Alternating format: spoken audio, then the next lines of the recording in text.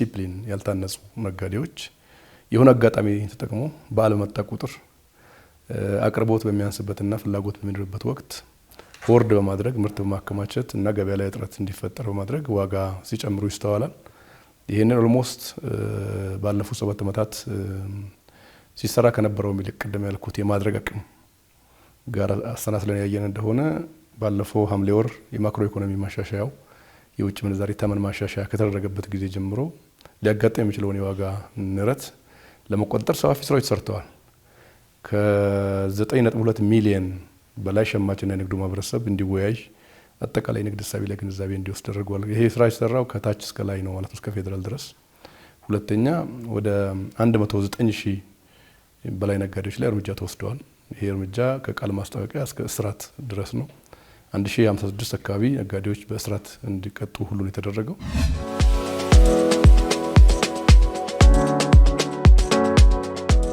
የቤንዚን አቅርቦት ችግር መንግስት ስላልገዛ አይደለም። መንግስት 4.4 ቢሊዮን እና ከዛ በላይ ዶላር እየመደበ ይገዛል። ነገር ግን እዚህ ጋር አካባቢ የሚስተዋለው ችግር ምንድነው?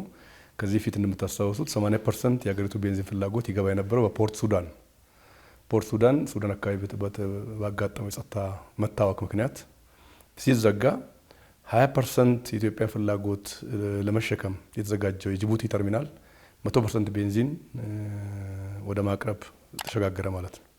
ስለዚህ እኛ ተሽከርካሪዎች በአንድ ጊዜ ገብቶ የሚቀዳው ቦቴ እዛ አካባቢ ካለው የመቅጃ ማነስ ጋር ተያይዞ 3 ቦቴዎች ናቸው።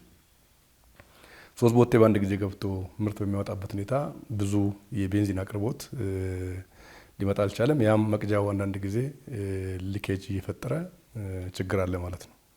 ሁለተኛው ከነዳጅ ጋር ያለው ችግር የፍላጎት መጨመር ነው። የነዳጅ ፍላጎት መጨመር ነው። ጄኔሬተሮች፣ ፓምፖች መስኖ የሚጠቀሙባቸው ከጊዜ ወደ ጊዜ እየጨመሩ የሚገቡበት ባጃጅ እንደ ገፍ የሚገባበት ሁኔታ የሀገሪቱ የነዳጅ ፍላጎት የጨመረበት ሁኔታ አለ።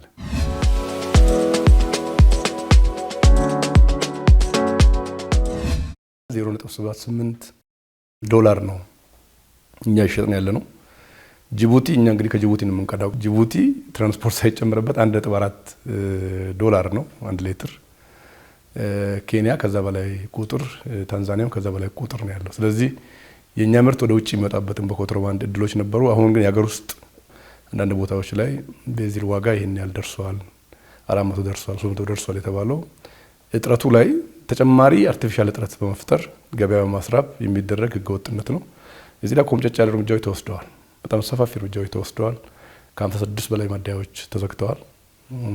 አሁን የሚቀጥል ነው የሚሆነው። ኩባንያዎች ከዚህ በኋላ በእስራትም እንዲቀጡም ጭምር አዋጅ በፓርላማ በፈጠነ ሁኔታ አውጥተን ደንቡ ለሚኒስትሩ ምክር ቤት ለማቅረብ ርብርብ በማድረግ ላይ እንገኛለን።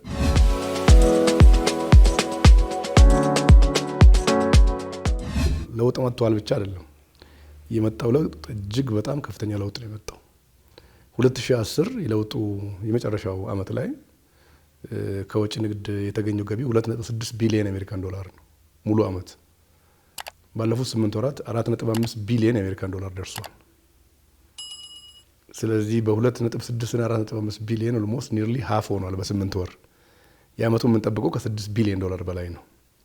የኢትዮጵያ ልክ ያ አይደለም፣ ከዚህ በላይ ማደግ ነበረበት። ነገር ግን ኢኮኖሚያችን ለዓለም ክፍት ሳይሆን የቆየበት ሁኔታና ብዙ ማክሮ ኢኮኖሚ ማሻሻያዎች ባለመተግበራቸው ምክንያት ወጪ ንግዱ ከነበረበት መንገራገጭ ወጥቶ ወዳደገበት ደረጃ የገቢ ፍላጎትን ወደሚቀራረብበት ደረጃ እየመጣ ያለበት ተስፋ ሰጪ እምርታ ላይ ነው ያለው።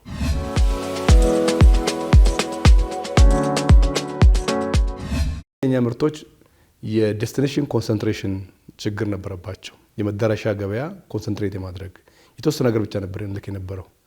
አሁን ቡና ብዙ ሀገር ይደርሳል። አዳዲስ ገበያዎች የተከፈቱ እየመጡ ነው። አዳዲስ እድሎች እየመጡ ነው ያሉት። ኮንትሮባንድ ይነስ የሚብዛም እየቀነሰ ነው ያለው። ስለዚህ በህጋዊ ንግድ አማካኝነት የምናደርጋቸው ከዓለም ጋር የንግድ ግብይት እያደገ እየመጣ ነው ያለው።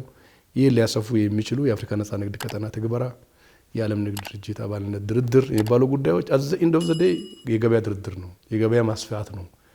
የኢትዮጵያ ምርት በህግ ወደሚመራበት ወደሚታወቅ እና ወደሚገመት የንግድ ከባቢ ማሻገር ያስፈልጋል።